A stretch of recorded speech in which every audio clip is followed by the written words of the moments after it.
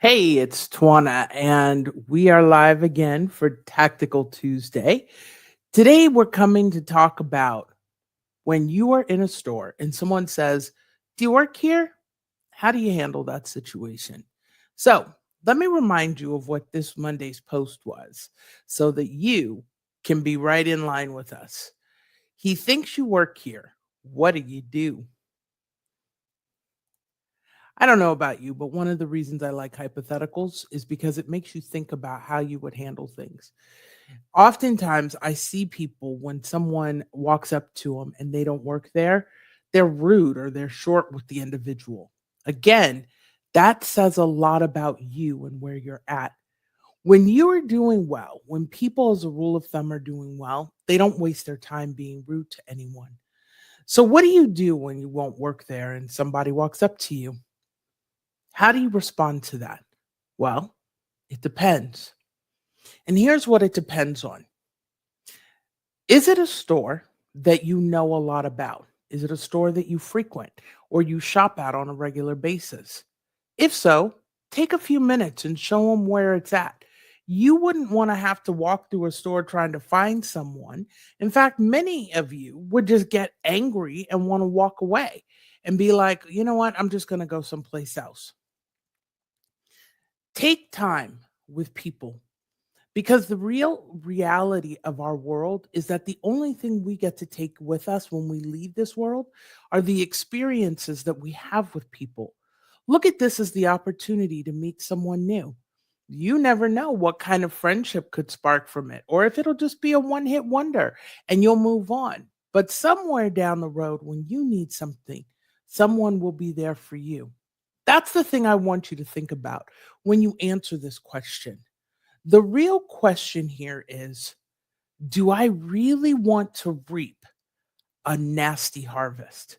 You see, no matter what it is that you sow, no matter what you plant in your life, positivity, negativity, happiness, sadness, misery, whatever the emotion is that you plant into other people's lives is something that's going to return to you, and it's going to be in your garden.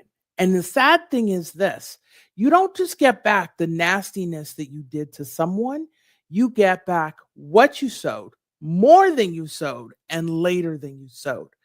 So now here you are.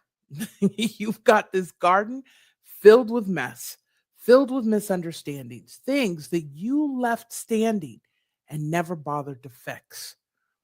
Don't do that when it comes to meeting strangers. They're a stranger. You don't know them, they don't know you. If someone walks up to you and they're rude, shower them with kindness. By doing that, you reap hot coals on their head. And here's what that actually looks like in real life. You see, here's the part of this that you miss. When someone comes to you and they're nasty and you treat them with kindness, they spend the rest of the day thinking about how horrible they were and how unnecessary their behavior was.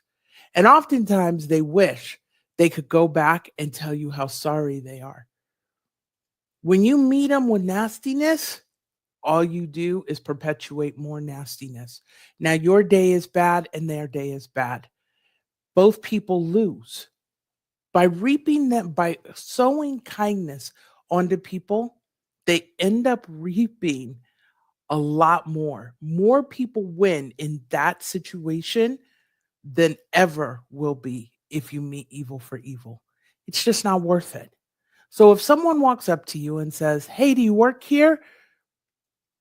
More times than not, they're in a hurry and they're not really thinking. And you're doing something that made them think that you were in this situation, this, that, and the other. You can try and make it racial. You can try and do whatever you want to. But at the end of the day, if you come at it from a higher level, you will constantly show people kindness, and before long, everything you begin to reap will be kindness.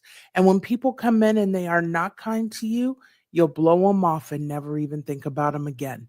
And that's really the benefit of this hypothetical situation, is that it gives you the opportunity to ask yourself, at the end of the day, what is it that I want in my life and how do I want people to treat me? Would I want someone to help me even if there was nothing in it for them? More times than not, the answer is yes. I gotta run.